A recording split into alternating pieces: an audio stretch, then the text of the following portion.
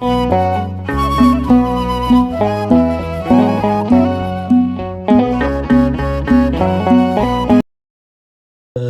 በመጽሐፍ ቅዱሳችን ላይ እጅግ በጣም የምወደው አንድ የመጽሐፍ ቅዱስ ክፍል አለ። የዮሐንስ ወንጌል ምዕራፍ 13 እንግዲህ ከፊታችን ከአንድ 3 ቀን በኋላ የምናከብረው ትልቅ ቀን አለ። በሐሙስ ዕለት ጸሎተ ሐሙስ ማለት ነው እና ያ በሚታሰብበት ዕለት ይሄ የመጽሐፍ ቅዱስ ክፍል በጣም ሰፊ ነገርን ያብራራል። ጌታችን መድኃኒታችን ኢየሱስ ክርስቶስ ማበሻ ጨርቅ ወስዶ የሐዋርያትን እግር እንዳጠበ ይሄ የመጽሐፍ ቅዱስ ክፍል ይነግረናል እና ጴጥሮስ አንተም እኔን አታጥበኝም እንዳለ ይናገራል። እስኪ ክፍሉን ላውጣና ፕሊስ ላንብብላችሁ ምን እንደሚል ገጽ በገጽ እያነሳን እናውራ።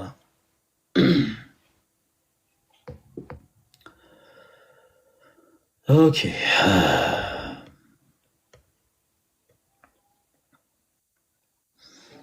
እሺ፣ ከቁጥር 1 ጀምሮ ላንብብላችሁ። የዮሐንስ ወንጌል ምዕራፍ 13 ከቁጥር 1 ኢየሱስም ከፋሲካ በዓል በፊት ከዚህ ዓለም ወደ አብ የሚሄድበት ሰዓት እንደደረሰ አውቆ በዚህ ዓለም ያሉት ወገኖቹን የወደዳቸውን እስከ መጨረሻው ወደዳቸው። እራትም ሲበሉ ዲያብሎስ በስምዖን ልጅ በአስቆሮቱ በይሁዳ ልብ አሳልፎ እንዲሰጠው ሐሳብ ከገባ በኋላ ኢየሱስ አብ ሁሉን በእጁ እንደሰጠው ከእግዚአብሔርም እንደመጣ ወደ እግዚአብሔርም እንዲሄድ አውቆ ከእራት ተነሳ፣ ልብሱንም አኖረ፣ ማበሻ ጨርቅም ወስዶ ታጠቀ። በኋላውም በመታጠቢያ ውሃ ጨመረ፣ የደቀ መዛሙርቱንም እግር ሊያጥብና በታጠቀበትም ማበሻ ጨርቅ ሊያብስ ጀመረ። ወደ ስምዖን ጴጥሮስም መጣ። እርሱም ጌታ ሆይ አንተ የኔን እግር ታጥባለህን? አለው። ኢየሱስ መልሶ እኔ የማደርገውን አንተ አሁን አታውቅም፣ በኋላ ግን ታስተውላለህ አለው። ጴጥሮስም የኔን እግር ለዘላለም አታጥብም አለው። ኢየሱስም ካላጠብኩህ ከእኔ ጋር እድል የለህም ብሎ መለሰለት። ስምዖን ጴጥሮስም ጌታ ሆይ እጄንና ራሴን ደግሞ እግሬን እንጂ እግሬን ብቻ አይደለም አለው። ስምዖን ጴጥሮስም ጌታ ሆይ እጄንና ራሴን ደግሞ እንጂ እግሬን ብቻ አይደለም አለ ይላል። እና ተወዳጆች እንግዲህ አንድ ነገር አስተውሉ። እዚህ ክፍል ላይ ጌታችን ኢየሱስ ክርስቶስ ማበሻ ጨርቅን አነሳ እና የሐዋርያትን እግር ሲያጥብ ስምዖን ጴጥሮስ አንተማ እኔን አታጥበኝም አለው። ስለትህትና ላለመታዘዝ ሳይሆን ስለትህትና ነው ያለው። እንግዲህ ክርስቶስ ኢየሱስ ማለት ሰማይን ያለ ባላ ምድርን ያለ ካስማ ያጸና በሶስትነት በአንድነት የሚመለክ ከሶስቱ ቅዱስ አንዱ ቅዱስ የሆነ አልፋና ኦሜጋ ነው እና ይህን ያክል ጌታ እንዴት ዝቅ ብሎ የኔን እግር ያጥባል ብሎ ጴጥሮስ አንተማ እኔን አታጥበኝም አለው። የዚህን ጊዜ ጌታችን መድኃኒታችን ኢየሱስ ክርስቶስ የመለሰለት ምላሽ ምንድን ነበር? ጴጥሮስ እኔ ካላጠብኩ አጠራም፣ እኔ ካላጠብኩ እድል ፈንታ የለህም ነው ያለው። እኔ ካላጠብኩ እድል ፈንታ የለህም። በዚህ ቅጽበት ቅዱስ ጴጥሮስ ጌታ ሆይ እንደዛማ ከሆነ እግሬን ብቻ አይደለም፣ በጣም ደስ የሚል መልስ ነው። በነገራችን ላይ እግሬን ብቻ አይደለም እጄንና ፊቴን መላ ሰውነቴን አለ። ክርስቲያኖቶች ወንድሞች፣ በኃጢአት እድፋምነት ስሜት ሲሰማችሁ በማንኛውም በነገራችን ላይ ሰው በተለያየ አይነት ጉዳይ የነፍስ ድፋምነት ስሜት ሊሰማው ይችላል። ለምሳሌ የሰረቀ ሰው ስለመስረቁ ሕሊናው ሊወቅሱ ይችላል። በነፍሱ ድፋምነት ስሜት ሊሰማው ይችላል። የዘሞተም ሰው ያመነዘረም ሰው ልክ እንደዛው፣ ነፍስ ያጠፋም ሰው ልክ እንደዛው እና ማንኛችሁም ባላችሁበት ቦታ ሆናችሁ በሰራችሁት ነገር ግን ለነፍሳችሁ እድፋምነት ስሜት የሚሰማችሁ ከሆነ እመኑ ልንገራችሁ፣ ከኃጢአታችሁ አጥቦ ሊያነጻችሁ የሚችለው ማን ብቻ ነው? ተወዳጆች ክርስቶስ ነው። አንዳንድ ጊዜ አንዳንዶቻችን ራሳችን ለካህን ለማሳይ ራሱ እናፍራለን። ኃጢአትን ስንሰራ ክርስቶስን ስንበድል እንደው ያላፈርንበትን ነገር ያልተሸማቀቅንበትን ነገር ተጸጽተን ክርስቶስን ይቅር በለኝ ለማለት ግን እናፍራለን። አንድ ምሳሌ ልስጣችሁ ተወዳጆች። እንደው ህመም ቢይዛችሁ፣ እንደው ከባድ የሚባል ህመም ብትታመሙ፣ በነገራችን ላይ በሕክምና ቦታ ላሉ ለማታውቋቸው የሕክምና ባለሙያዎች ሁለንተናችሁን እንደምታስመረምሩ ታውቃላችሁ። አንድ የታመመ ሰው ሕክምና ቦታ ላይ ላለ ለአንድ ሐኪም ሁለንተናውን ልብሱን ሳይሸፍን ሀፍረቱን ሁሉ ገልጦ መድኃኒትን ፍለጋ እንደሚያሳይ ሁሉ አንድም ክርስቲያን ከኃጢአት ድፋምነት ስሜትን ለመውጣት ይሄ ከነፍስ ድፋምነት ስሜት ነፃ ለመውጣት ለማምለጥ ይቅርታ የግድ ወደ ክርስቶስ ኢየሱስ መቅረብ ያስፈልጋል። ክርስቶስ መድኃኒት ነውና፣ ክርስቶስ መድኃኒት ነው። ዓለም የነጠቀንን ሰላም የሚሰጥ ጌታ ነው። ስለዚህ የግድ ወደ እርሱ ልንቀርብ ይገባል እና የኔ ተወዳጆች ባላችሁበት አይኖ በጣም ከባባድ በሚባል ሁኔታ ላይ ያላችሁ እህት ወንድሞቻችን ብዙ ጊዜ መታችሁ ቀርባችሁ ችግሮቻችሁን ለመናገር በጣም የምትሰጉ እህቶች ወንድሞች እንዳላችሁ እናውቃለን እና የግድ ለእኛ ቴክስት መጻፍ አይጠበቅባችሁም፣ መሴጅ መላክ አይጠበቅባችሁም። ይህን ነገር ብቻ ካወቃችሁ ለእኛ በቂ። በቃ ባላችሁበት ቦታ ወደ ቤተ ክርስቲያን ቀርባችሁ ራሳችሁን ለካህን አሳዩ። ኦኬ። ዓለም የነጠቃችሁን ሰላም ክርስቶስ እንዲሰጣችሁ። ዓለም የነጠቃችሁን ሰላም በትንሽዬ ብልቃጥ ውስጥ ያለ መጠጥ ሊመልስላችሁ አይችልም። ዓለም የነጠቃችሁን ሰላም ጆሮ የሚተረትር ድምፅ ያለበት መሽታ ቤት ሊመልስላችሁ አይችልም። ዓለም የነጠቃችሁን ሰላም እኔ ክሽኔ ከሚባልበት ኮንሰርት ሊመልስላችሁ አይችልም። ተወዳጆች ለመዝናናት እንወጣለን ሰው እያለ የሚወጣበት ቦታ ሁሉ ሰላም የሚሰጥ ቦታ አይደለም። እመኑ ልንገራችሁ፣ ዓለም የነጠቀንን ሰላም ማን ብቻ ይሰጠናል? ክርስቶስ ኢየሱስ ይሰጠናል። እና በተለያየ ባላችሁበት ሁኔታ ላይ ሆናችሁ ያላችሁ እህት ወንድሞቻችን ወደ ክርስቶስ ብቻ ቅረቡ፣ እርሱ ያሳርፋችኋል፣ እርሱ እረፍት ይሰጣችኋል። የኔ ተወዳጆች ሌላው አንድ እንድታቁም ፈልገው ነገር የመጨረሻ አንድ እንድታቁም ፈልገው ነገር ምንድን ነው? ጸጸት በጣም መሰረታዊ ነገር ነው ተወዳጆች። ጸጸት በጣም መሰረታዊ ነገር ነው። በሆነ ወቅት ላይ አንስቸው ነበረ። በመጽሐፍ ቅዱሳችን ላይ ገጥሟችሁ ከሆነ አንዳንድ ከሌላ ቤተ እምነት ያሉ ሰዎች ራሳቸው የሚሰሩትን ነገር ለመሸፈን ሲሉ በእናንተ መጽሐፍ ቅዱስ እኮ ዳዊት ከብዙ ሴቶች ጋር እኮ ተኝቷል እንዴ? የእግዚአብሔር ነቢይ የተባለው እኮ ዳዊት እንዲህ አይነት ነገሮችን አድርጓል። መጽሐፍ ቅዱሳችሁን አላነበባችሁትም ማለት ነው እያሉ አንዳንድ ጊዜ ሲናገሩ ሰምታችሁ ሊሆን ይችላል። አንዳንዶቻችሁ ደግሞ እንዲሁ መጽሐፍ ቅዱስን ስታነቡ ዳዊት ያደረገውን እንዲህ አይነቱን ኃጢአት በመጽሐፍ ቅዱስ ላይ አንብባችሁት ሊሆን ይችላል። ተወዳጆች በመጽሐፍ ቅዱሳችን ላይ ዳዊት የሰራው ኃጢአት ምን ይሰራል? እንግዲህ መጽሐፍ ቅዱስ ማለት ቅዱስ መጽሐፍ ነው። ቅዱስ መጽሐፍ ነው ማለት ከረከሰው የተለየ ቅዱስ የሆነ የአምላካችን የእግዚአብሔር ቃል ነው መጽሐፍ ቅዱስ። በዚህ መጽሐፍ ላይ ምን ያደርጋል?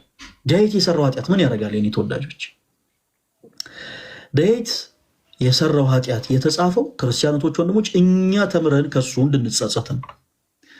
እግዚአብሔር ለእኔ ዳዊት እንደ ልቤ ነው ያለው ዳዊት ኃጢአትን ቢሰራ ቢበድልም ይጸጸት ስለነበረ ነው። አንዳንድ ጊዜ ሰው ዳዊት ጎልያድን ገደለ ብሎ ያችን ይዝና ሰው ለመግደል ይሯሯጣል። ዳዊት ጎልያድን ከገደለ በኋላ ከአምላኩ ከእግዚአብሔር ጋር ምን እንደተነጋገረ ሳታቅ ዳዊት በጣም ብዙ ሚስቶች ነበሩት ብሎ ከብዙ ሴቶች ጋር ለመዘሞት አንዳንድ ሰው ጥቅስ ይዞ ይነሳል። በጣም ያሳዝናል። ዳዊት ኃጢአትን በደልን ከሰራ በኋላ ከአምላኩ ከክርስቶስ ጋር ምን እንደተነጋገረ ሳታቅ ያንን ጥቅስ ብቻ የዛ ካኪ ዘራፍ የምትል ብዙ ሰው ብቻ። የኔ ተወዳጆች ለምንድን የተጻፈው? እሱን ነገር እናውራበት። ለምንድን የዳዊት ታሪክ የተጻፈው ካልን እኛ እንድንማርበት ነው። በነገራችን ላይ የገላት ትልቁ ዓላማ ያ ነው። ለምሳሌ የቅድስት አርሴማ ገድል የተጻፈው የክርስቶስ ኢየሱስን አምላክነት ለመሸፈን ሳይሆን በዘመናችን ያሉ ሴቶች በተለይ ወጣት የሆኑ እህቶች በጣም ወጣት በጣም ቆንጂ የሆኑ እህቶች በጣም ሁለንተናቸው ያማረ እህቶቻችን ለክርስቶስ ኢየሱስ ሁለንተናቸው እንዴት ማስገዛት እንዳለባቸው ያውቁ ዘንድ ነው ገድሉ የተጻፈው እንጂ የክርስቶስን አምላክነት ለመሸፈን አይደለም። እና ዳዊት ልብ አምላክ ነው። እግዚአብሔር አምላክ ለእኔ እንደ ልቤ ነው ያለው ሰው ነው። እና በአንድ ወቅት ያደረገውን ነገር ልንገራችሁ። በቤተ መንግስት ሲመላለስ የኦሪዮንን ሚስት በአይኑ ትክ ብሎ ይመለከታል እና በአይኑ ትክ ብሎ ይመለከትና ወደ ቤተ መንግስት አስጠርቶ ከእርሷ ጋር ስጋዊ ፍትወት ውስጥ ነበርና በስጋ ፍትወት በአልጋ ይወርቃል። እና ዳዊት ይህንን በደል ከበደለ በኋላ በደንብ አስተውሉ ተወዳጆች፣ ይህንን በደል ከበደለ በኋላ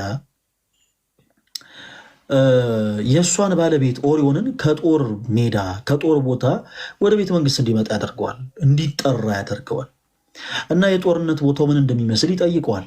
ያው ኦሪዮን በጦር ሜዳ ያሉትን ነገሮች በአጠቃላይ ለንጉሱ ሪፖርት ካቀረበ በኋላ ንጉሱ ዳዊት በል ወደ ቤት ግባ ከጣሪያ ስር አረፍ በል ይለዋል። እንዲህ ያደረገው ዳዊት በነገራችን ላይ ክርስቲያን እህቶች ወንድሞች፣ በጣም በሚገርማቸው ሁኔታ ዳዊት ከኦሪዮን ሚስት ጋር ስለተኛ የኦሪዮን ሚስት ድንገት ብትጸንስ የጸነሰችው ከባለቤቷ ነው ይባል ዘንድ ወደ ቤት ግባ እናረፋለን እና በበነጋታው ዳዊት ወታደሮቹን አስጠርቶ ኦሪዮን በቤቱ ጣሪያ ስር ገብቶ እንዳደረና እንዳላደረ ጠየቃቸው እና ነገሩት። ዳዊት ይህን ጥያቄ በጠየቀ ጊዜ የዳዊት ወታደሮች ኦሪዮን ከቤቱ ጣሪያ ስር ገብቶ እንዳላደረ ከውጭ ቆሞም ሌሊቱን ሙሉ እንዳሳለፈ ይነግሩታል። እና ይህ ያደረገው ነገር ግራ ቢገባው ዳዊት ኦሪዮንን ያስጠራዋል እና ለምንድን ነው ወደ ቤት ጣሪያ ስር ገብተህ ያላደርከው ሲለው ታቦተ ጽዮን በጠላቶች እጅ ተማርካ እኔማ ከቤት ጣሪያ ስር አልገባም፣ ታቦተ ጽዮን ወደ መንበሯ ሳትመለስ እኔ በፍጹም ከቤት ጣሪያ ስር አልገባም ብሎ ይመልስለታል። እና ዳዊት እንዲህ አይነቱ መንገድ አልሳካ ቢለው ለኦሪዮን የሞት ደብዳቤ ጽፎ ሰጥቶ ይሄንን ለጦር አለቃው ሂድና ስጠው ብሎ ይልከዋል። ኦሪዮንም በጦር ሜዳ እንዲሞት ይደረጋል ማለት ነው። ተወዳጆች እንዲህ አይነቱ ታሪክ በመጽሐፍ ቅዱስ ለምን ተጻፈ? መጥፎ ጸጸት የምትጸጸቱ ሰዎች በአጠቃላይ ይሄ ለእናንተ ትምህርት ይሆን ዘንድ ነው። ማለት እናንተ ብቻ አይደላችሁም። አንዳንድ ጊዜ እኔ ቆሻሻ ነኝ የምትሉ ሰዎች፣ እኔ ለእግዚአብሔር መቅደስ አልገባም የምትሉ ሰዎች እባካችሁ ተረጋጉ። እኔ በፍጹም ነጠላ ማድረግ አይገባኝም፣ እኔ ነጠላ አድርጌ እንዴት መቅደስ ውስጥ እንዴት እኔ እገባለሁ የምትሉ ሰዎች እንኳን እናንተ እግዚአብሔር እንደ ልቤ ያለው ሰው ራሱ እንደሚሳሳት ሊያሳየን ነው እግዚአብሔር። ይህ ታሪክ በመጽሐፍ ቅዱስ ላይ የተጻፈው እንጂ ከኃጢአት ሰው ምን ይማራል? የሆነ ሰው ካደረገው ኃጢአት ሰው ምን ይማራል? ምንም ነገር አይማርም። ግን አገልጋዮች የምትሏቸውም ሰዎች እንደሚሳሳቱ ገባችሁ? ማንንም እገሌ ጻድቅ ነው እኔ ግን ቆሻሻ ነኝ የሚል ሀሳብ አይምሯችሁ ላይ እንዳይኖር ማለት ነው። በአገልግሎት ላይ ያሉ ካህናት፣ በአገልግሎት ላይ ያለን ዲያቆናት፣ መምህራነ ወንጌል፣ ዘማሪያን፣ ሊቃነ ጳጳሳት፣ ሊቃነ ብፁዓን መንበራቸው ምን ተብሎ ይጠራል? ተወዳጆች ብፁዓን አይደለ?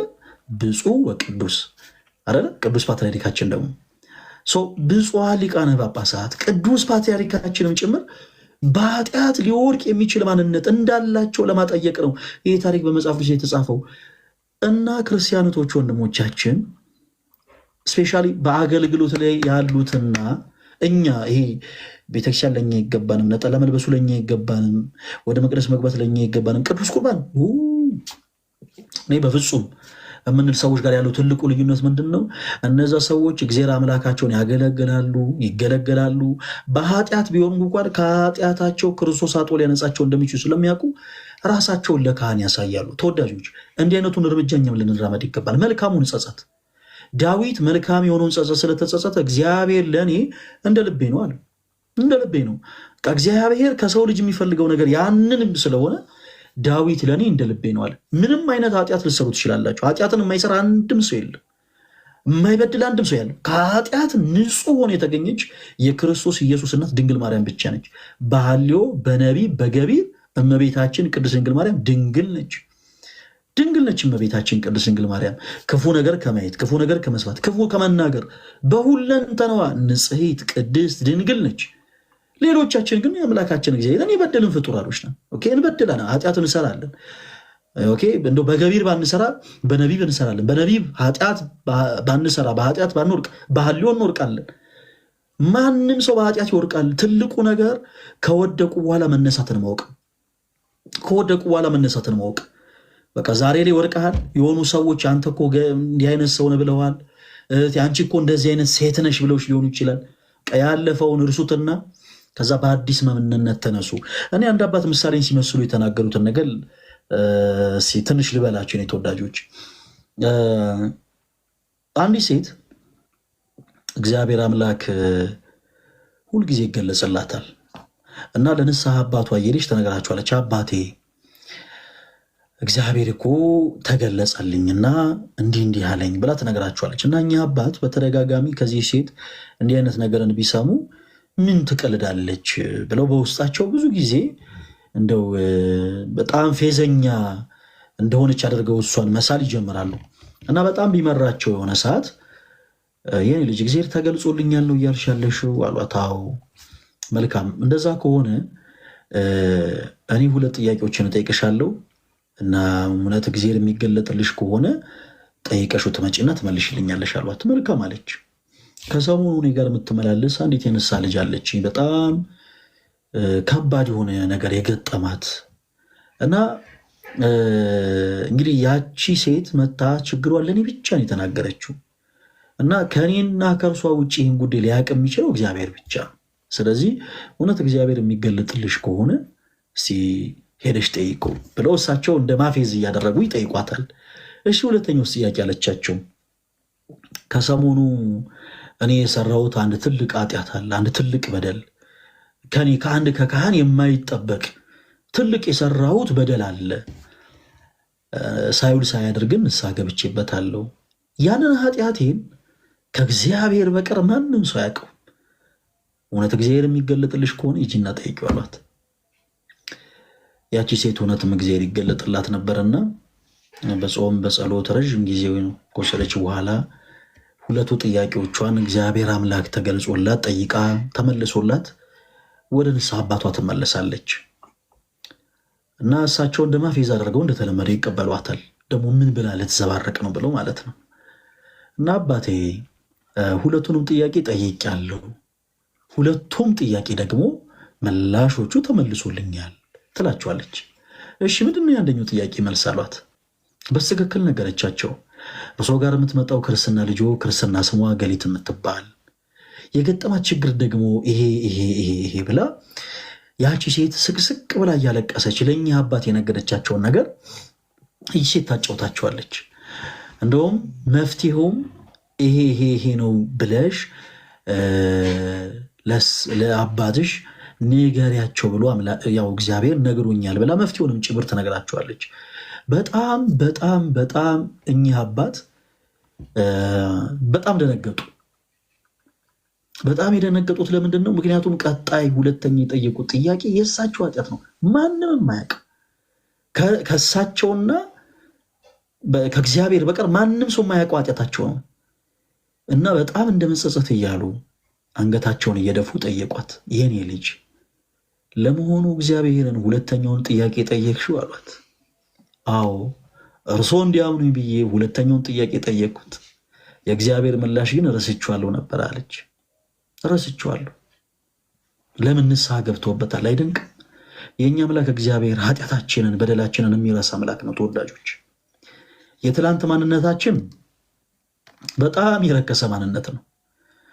ፈለገ አትናቴዎስ በትላንት ማንነቱ በዛሬውም ጭምር ማንነቱ በእግዚአብሔር ፊት የሚቆም ሰው አይደለም። እግዚአብሔር በመወቅ ግን እያንዳንዱ የምንጸጸትበትን ኃጢአት እያንዳንዱ የምንጸጸትበትን በደል እየረሳ እንደ አዲስ ኑ ልጆቼ ብሎ የሚያቅፍ አምላክ አለን። ክርስቲያኖች ደስ ይበላችሁ።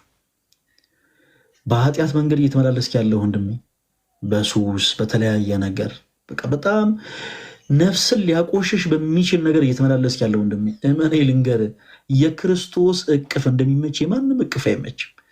ሁላችንም በእናቶቻችን ጀርባ ላይ ታዝለን ያደገ ነው። ሁላችንም በአባቶቻችን እቅፍ ታቅፈን ያደገ ነው። እመኑኝ ግን እንደ ክርስቶስ እቅፍ የሚመች እቅፍ የለም። በኃጢአት መንገድ እየተመላለሽ ያለሽ እህቴ፣ በቃ እኔማ ተበላሽቻለሁ፣ ከዚህ በኋላ ማን ይቀበለኛል? በቃ ከዚህ በኋላማ እንዴት መቅደስ እገባለሁ?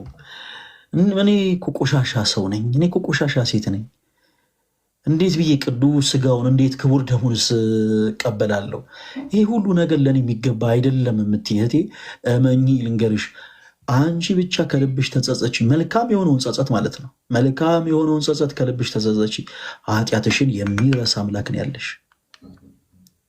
ኑ ልጆቼ ብሎ የሚያቅፍ አባት ነው ያለን እና እመኑን፣ በቃ ያቺን እረፍት ብቻ አገኟት። ዓለም የነጠቀንን ሰላም ማንም አይሰጠንም። ብዙዎቻችሁ በተለይ በትዳር ዓለም በእጮኝነት ዓለም አንዱ በዳይ አንዱ ተበዳይ ይሆንና መለየት ሲመጣ የሆነ እልህ፣ ቁጣ፣ ንዴት፣ ስሜታዊነት ሁሉም ነገር እኩል ይመጣል እኛ ጋር እና አላደለ ያጣነውን ሰላም ያገኘን መስሎን ከማናውቀው ሰው ጋር ባልጋ የምንወርቅ ብዙ ሰዎች አለ። ከማናውቀው ሰው ጋር ምንም አይነት የፍቅር ህይወት እንኳን አሳልፋችሁ ከማታውቁት ሰው ጋር በትዳር እጃችሁን ጭናችሁ በወንጌል ላይ በፍጹም ተማመላችሁ እንኳን ከማታውቁት ሰው ጋር እንዲሁ ባልጋ እየወደቁ እድሜ ልካቸውን በቃ ሰላም ለማግኘት ብለው ጀምረው እድሜ ልካቸውን ልክ እንዲህ በመሆን እየኖሩ ያሉ ብዙ ሰዎች አሉ። እግዚአብሔር አምላክ ለሁላችን ረፍቱን ይስጠን። የኔ ተወዳጆች በየትኛውም አይነት ሁኔታ ላይ ብትሆኑ ክርስቶስ ከኃጢአታችን አጥቦ ሊያነጻን ይችላል። ሰው አዲስ ማንነታችሁን አይቀበልም። በነገራችን ላይ ሰው በጣም ከባድ ፍጥረት ነው። አዲስ ማንነታችሁን እንዴት ብሎ በፍጹም እስኪ ከሌላ ቤተ እምነት ኑ፣ በንስሐ ሕይወት ተመለሱ እስቲ። እንግዲህ ይላችኋል። ምን የተጠመቃችሁበት እንትን ገና ሳይደርቅ ምንድን ነው እንደዚህ ጎል ጫማ እንለካ ካላችሁ ሰማ የሆነ የትናንት ማንነታችሁን ሰው አይረሳ። ከዚህ በፊት ትሰርቅ የነበርክ ከሆነ፣ ከዚህ በፊት ማጅራት ትመታ የነበርክ ከሆነ፣ ከዚህ በፊት ሱሰኛ የነበርክ ከሆነ ዛሬ ለትልቅ ቁም ነገር ደርሰ በንስሐ ሕይወት ተመላልሰ ራስህን አድሰ ወደ ሰዎች ዘንድ ስትቀርብ ምን እገሌ እንደዚህ እኮ ነው ምናምን። ኦኬ ሰው አይረሳም። እናንተ ፊት ለፊት መናገር ቢያቅተው ዞር ብሎ ያማል። ተወዳጆች በንስሐ ሕይወት ስትመለሱ ወደ ክርስቶስ ስትቀርቡ ዞር ብላችሁ ሰውን የምትመለከቱ ከሆነ እመኑ ልንገራችሁ ከባድ ፈተና ነው። ሰው አፈጣጠሩ በራሱ ከባድ ነው። ክርስቶስ እንግዲህ ፈጣሪ ኩሉ ነው። ፈጣሪ ኩሉ 22 ስነ ፍጥረታትን ፈጥሯል። በጥፊ ግን የተጻፈው በሰው ልጅ ነው። 22 ስነ ፍጥረታትን የፈጠረ ጌታ በጥፊ የተጻፈው በሰው ልጅ ነው። ምራቅ እንትፍ የተፋለበት በሰው ልጅ ነው። የተገፈተረው ሊወርቁ ያሉትን የሚደግፋቸው ጌታ፣ የሚገፈገሙትን የሚደግፋቸው አምላክ በሰው እጅ ነው የተገፈተረ የተጣለው። ከሊጦስጥራ አደባባይ እስከ ቀራንዮ ድረስ ሕማማትን የተቀበለው በሰው እጅ ነው። ይህች ዓለም እንኳን ለእናንተ ለክርስቶስም አልተመቸች። የሰው ልጅ እንኳን ለእናንተ ለክርስቶስም አልተመቸም። ስለዚህ ሰዎችን አትመልከቱ። እመኑን ካላችሁበት ነገር ሁሉን ነገር ርግፍ አድርጋችሁ ተሳችሁ ክርስቶስን ብቻ ተከተሉት። ክርስቶስን ብቻ። እስጢፋኖስ ነገር አላብዛባችሁ። እስጢፋኖስ በድንጋይ ሲወገር መጮህ ነበረበት። መጮህ ማለት ነው። ኦኬ በዘመናችን ያሉ ሰዎች መጠጥ ቤት ምናምን አንድ ጠርሙስ አናታቸው ሊፈርክስ ሲል ምን አይነት ጮት ነው የሚጮት? እሪ የሚል ሰው አለ አይደል? ገና እንደው ድንጋይም እንደው ተነስቶ ገና ላዩ ላይ ሲያርፉ የሚል ሰው አለ። አድኑኝ ሊገለኝ ነው የሚል ሰው አለ። ቅዱስ እስጢፋኖስ እንደወረደበት ድንጋይ ከሆነ መጮህ ነበረበት። በጣም መጮህ ነበረበት። ታውቃላችሁ፣ ግን ድምፅ አላሰማ አልጮህም። ይህን ሁሉ ነገር ያስረሳው ክርስቶስ ነው። ክርስቶስ ሕማሙን አስረሳው። አምላካችን አብ ወልድ መንፈስ ቅዱስ ልዩ የሆነው እግዚአብሔር ለእስጢፋኖስ ተገለጸለት። ሕማሙን ረሳው። እስጢፋኖስ ሕማሙን ረሳው። ተወዳጆች መርሳት የለባችሁ። በእንደዚህ አይነት ሁኔታዎች ውስጥ ስትሆኑ ሰዎች የድሮ ማንነታችሁን እያነሱ የድሮ የሰራችሁትን ነገር እያስታወሱ እናንተን ወደ ኋላ ለመጎተት የሚሞክሩ ከሆነ በፍጹም ቦታ ልሰጡ አይገባም። አለቅ ማሳየት አለብን።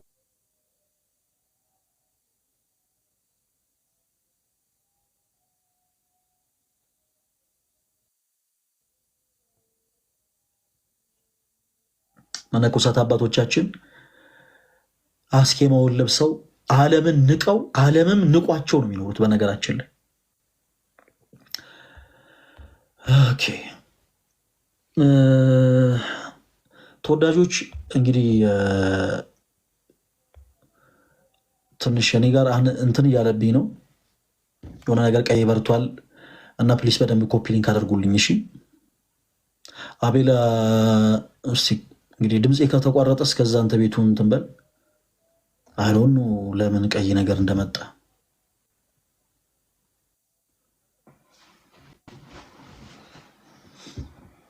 ኦኬ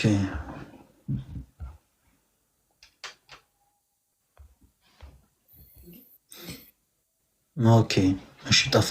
የኔ ተወዳጆች ፕሊስ በደንብ ኮፒ ሊንክ አድርጉ። እሺ በደንብ ኮፒ ሊንክ አድርጉ እና ወዳችኋለሁ።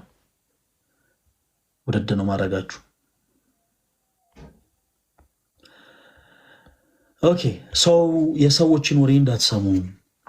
ቅዱሳን አባቶቻችሁ ዓለምን እንደናቁ ሁሉ እናንተም ንቁ ማለፍን ወቁበት።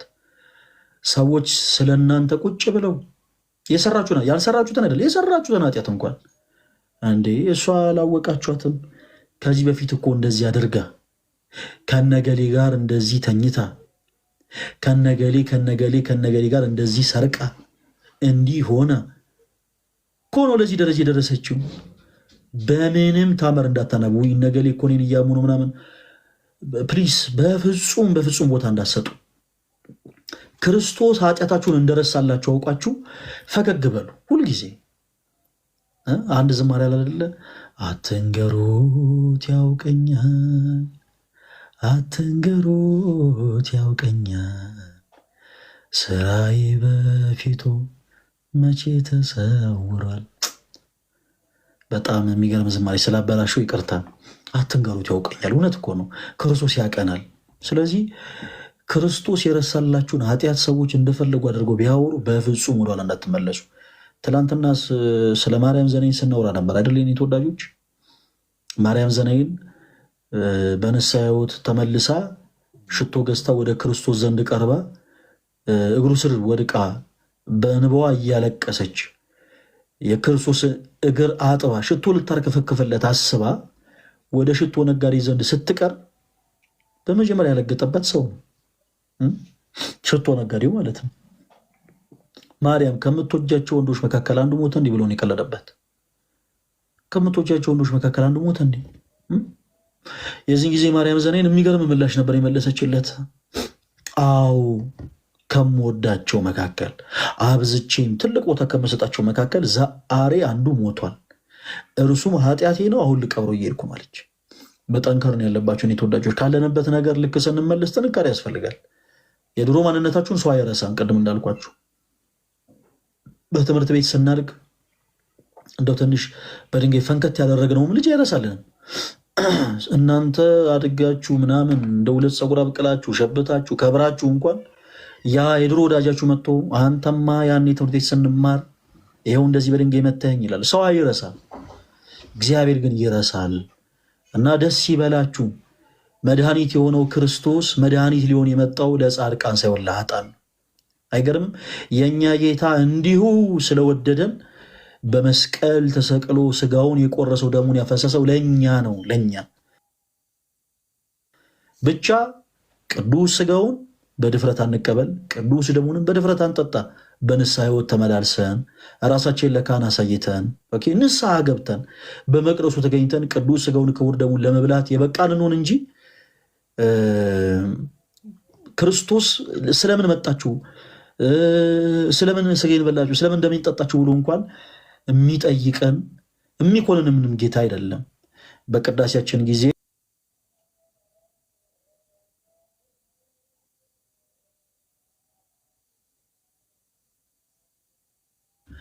ንጹሕ ያልሆነ ግን አይቀበል፣ ለሰይጣንና ለመልእክተኞቹ በተዘጋጀ የመለኮት እሳት እንዳይቃጠል እጄን ከአፋዬ ድፍ ንጹሕ እንዳደረግኩ እንዲሁ ከሁላችሁ በደል ንጹሕ ነኝ። ደፍራችሁ ወደ ክርስቶስ ስጋና ደም ብትቀርቡ ከኃጢአታችሁ ለመተላለፋችሁ ዕዳ የለብኝም ብሎ የተነጻበትን ውሃ ወደኛ ይረጫል።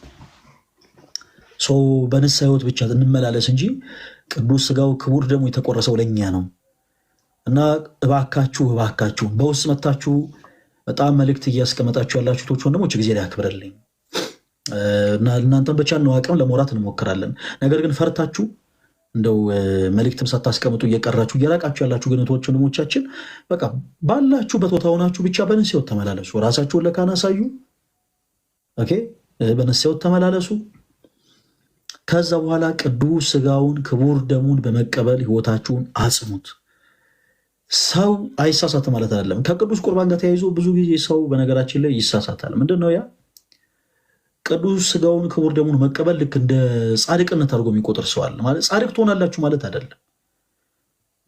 ሰው ከእንደገና መልሶ ሊሳሳት መልሶ ሊወርቅ ይችላል። መውደቅ እንዳለ መነሳትም አለ። ኦልሬዲ መነሳትን አይታችሁታል። በኃጢአት መንገድ ተመላልሳችሁ ነበረ። ከዛ በንስሐ ሕይወት ተመላለሳችሁ፣ ራሳችሁን ለካህን አሳያችሁ፣ ተጸጸታችሁ፣ ከዛስ ቅዱስ ሥጋውን ክቡር ደሙን ተቀበላችሁ፣ አለቀ። ስለዚህ ዳግም ብንወድቅስ የይሁዳ ንስሐ ብቻ እንዳትገቡ። ቆይ ከገሊት ጋር ልተኛና እንደዚህ ብዬ ንስሐ ገባለሁ ብላችሁ ብቻ የይሁዳን ንስሐ ለመግባት አታዘጋጁት አይምሯችሁ። ከልባችሁ ከተጸጸታችሁ ክርስቶስ ይቅር ባይ ነው። ክርስቶስ ይቅር ባይ ነው። ደግመን ኃጢአት ልንሰራ እንችላለን ነው? ያው ደግመን ከእንደገና ንስሐ እንግባ። ደግመን ዳዊት ኃጢአትን ሰርቶ እግዚአብሔር አምላኩን ይቅር በለኝ ቢለው፣ አሁንም ደግሞ በድሎ ይቅር በለኝ ቢለው፣ ደጋግሞ በድሎ አሁንም እያለቀሰ ይቅር በለኝ ቢለው፣ እግዚአብሔር ዳዊት ለእኔ እንደ ልቤ ነው አለ። ኃጢአትን ደጋግሞ መስራቱ ትናንት የሰራውን ኃጢአት ዛሬም ደግሞ ሰርቶ ይቅር በለኝ በማለቱ እግዚአብሔር እንዴ ባለፈው የሰራውን ኃጢአት ደግመ ዛሬም ደገምከው ብሎ አልተቆጣውም። ዳዊት ለእኔ እንደ ልቤ ነው አለ። ተወዳጆች ትናንት የሰራችሁትን ኃጢአት ዛሬ ደግማችሁ ልትሰሩ ትችላላችሁ። ትናንት የነበራችሁበት ማንነት ላይ ዛሬም ደግማችሁ ልትገኙ ትችላላችሁ። እመኑ፣ ልንገራችሁ፣ ክርስቶስ ኃጢአትን የሚረሳ ጌታ ነው። ደጋግመን ንስሐ እንግባ፣ በንስሐ ሕይወት እንመላለስ። እሺ፣ ለተወሰኑ ሰዎች አሁን እድል እሰጣለሁ። ገብታችሁ አንዳንድ ነገሮችን ማውራት ለምትፈልጉ ለተወሰኑ 1 3 4 5 ምናምን ሰዎች እድል እሰጣለሁ። በቻልነው አቅም ሰዓት አሳጥረን ብዙ ሰዎች መግባት ስለሚፈልጉ ሰዓት አሳጥረን እናወራለን። እህታችን መስሪያ እንኳን ደህና መጣሽ፣ እንዴት አለሽ? ትክክለኛ አይደል? መስሪያ ነው። ሰላም፣ እንዴት ናችሁ? ሚስራ ነው። ሚስራ እሺ፣ ሚስራ እንዴት አለሽ? ከየት ቤተ እምነት ነው የመጣሽው? ሙስሊም ነኝ። እንኳን ደህና መጣሽ። እንኳን ደህና ቆያችሁ። እሺ ሚስራዬ፣ ለምን ነበር የመጣሽው? ባለፈው አንድ የሄሉ ቪዲዮ ተለቆ በቃ እዚህ መምጣት እንደምትፈልጊ በኮሜንት ሴክሽን ስትጽፊ ነበር እና በጣም ብዙ የሚወዱሽ ክርስቲያን የሆኑ እህቶች ወንድሞች ደግሞ አንቺ እዚህ እንድትመጪ ሲጥሩ ነበረ፣ ሲሞክሩ ነበር እና ምን ልታወሪ ፈልገሽ ነው መስሪያ? ኦኬ፣ እድሉን ስለሰጠኝ አመሰግናለሁ። በፊት ማለት ነው ያለው ቪዲዮ ተቆርጦ ሲፖሰት ምናምን እንዲህ ስትመክራቸው ምናምን እና አንተ አልመሰልከኝም፣ ልደት ቃል ነው መስሎኝ ምናምን ጠይቂያቸው ልጆችን፣ ከዛ የእሱን አካውንት ሰጡኝ ማለት ነው። ኢቨን እሱ መስሎኝ ምናምን በቃ እንዲሁ መስማት ፈለግኩኝ ምናምን እኔም እነሱ ነኝና ድንገት ማለት በእሱ እንትን ብዬ ባይዘዌ ችግር የለውም አይደለ? ሃይማኖት ምናምን ሙስሊሙ እዚህ ጋር መቀመጥ ምናምን ችግር የለውም አይደለ እንዴ? አረ ምንም ችግር የለውም። እንደውም ስለመጣሽ እኛ በጣም ነው እንጂ ደስ የሚለን። ምንም ችግር የለውም። ስለዚህ ልደት ቃል እሺ፣ እሱ መስሎኝ ምናምን እሱ የእሱን አካውንት ሰጡኝ ማለት ነው። ከዛ ገብቼ ሳይ ንጽር ነው ምናምን። ከዛ በቃ እንትን አልኩኝና በቃ እንዲሁ መስማት ፈልጌ ነው ስትመክራቸው ምናምን ደስ በቃ መስማት ፈልጌ ባጭሩ ማለት ነው። እኔም እንትን ስለምፈልግ ምናምን ለዛ ነው። መልካም መስሪያ፣ አረ እንኳን ደህና መጣሽ በሉ። እኔ ቤት ያላችሁ ሞዴሬተሮች ሁላችሁም እህታችን መስሪያን ፎሎ አድርጉልኝ። ሁሌ ልክ ማታ በሚኖረን መርሃ ግብር ላይ ኢንቫይት አድርጉልኝ። እሺ፣ ሁሌ የመጣሽ ተከታታይ፣ ሁሌ የመጣሽ ስሚ። ኤኒታይም እኛ ከጎንሽ ነን። ይመስለኛል ያለሽው ከሀገር ቤት ውጭ ነው አይደለ? ከሀገር ውጭ ያለው መልካም ሰው ደግሞ ከሀገር ውጭ ያለ ሰው ስንት ነገር ይገጥመዋል። ሊከፈው ይችላል፣ ሊያዝን ይችላል። እና የአንቺ ችግር ችግራችን፣ ሀዘንሽ ሀዘናችን ነው። እህታችን ቅድም ደጋግሜ ስናገር እንደነበረው ተወዳጆች የግድ እዚህ ጋር ገብታችሁ ከኛ ጋር ለማውራት ገብታችሁ ለመማር የግድ ኦርቶዶክስ መሆን አይጠበቅባችሁም። የየትኛውም ቤተ እምነት ተከታይ መሆን ትችላላችሁ። መታችሁ ግን ሀሳቦችን መስጠት፣ የተከፋችሁበትን ነገር ማናገር፣ ተስፋ በመቁረጥ ስሜት ላይ ያላችሁ፣ ራስን በማጥፋት ስሜት ላይ ያላችሁ፣ በተለያየ አይነት ጉዳይ ውስጥ ያላችሁ አናቅም፣ የተቸገረም ሰው ሊኖር ይችላል በብዙ ነገር እና በእነዚህ አይነት ሁኔታ ላይ ያላችሁ እህት ወንድሞቻችን መምጣት እና ከኛ ጋር ማውራት ትችላላችሁ። የግድ ክርስቲያን መሆን አይጠበቅባችሁም። ፕሮቴስታንቶችም ጭምር ቀርባችሁ ከኛ ጋር ማውራት ትችላላችሁ እና መስሪያ እህታችን እንኳን ደህና መጣሽ። ስለመጣሽ እጅግ በጣም ደስ ብሎናል። በክርስቶስ ፍቅር እጅግ በጣም ነው የምንወድሽ እና ሁሌ እስከ ሐሙስ ድረስ በነገራችን ላይ ከዛሬ ጀምሮ እስከ ሐሙስ ድረስ ባሉት ተከታታይ ቀናት ማታ ማታ ልክ እንዲህ ከወንድሞቻችን ጋር እናወራለን፣ ላይቭ እንገባለን እና እስከ ሐሙስ ድረስ በቃ እስከ ሐሙስ ማታ 3 ሰዓት ድረስ ሁልጊዜ ነው ለአንቺ ሼር የምናደርግልሽ። እንዳትጠፊ እሺ። እየመጣሽ ቁጭ እያልሽ ስላገኘኋችሁ እመጣለሁ ኢንሻላህ። በቃ እሺ። ኢንሻላህ ምን ማለት ነው?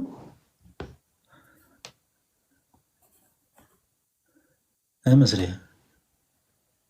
ፈጣሪ ከፈቀደ ማለት ነው። ኦኬ ኢንሻላህ ማለት ፈጣሪ ከፈቀደ ማለት ነው። እሺ መልካም። የእግዚአብሔር ፈቃድ ይሁን።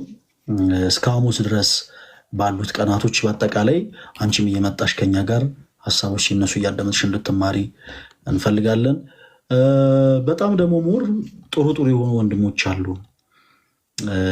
እነዛንም ወንድሞች እናስታውቅሻለን። ከእነሱም ጋር ትተዋውቂያለሽ። ያው ለወንድሞቻችን እህት ሆኛለሽ ማለት ነው። እነሱም ወንድሞቻችን ለአንቺም ወንድሞች ይሆናሉ። አስታውቅሻለሁ። እነሱም ቤት እየገባሽ ትምህርቶች ደግሞ ሲነሱም ትማሪያለሽ እና በርቺልን፣ ከጎንሽ ነን። አቤላ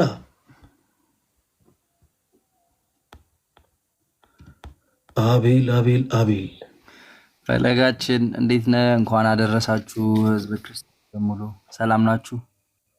እግዚአብሔር ይመስገን። እንኳን ደህና መጣ።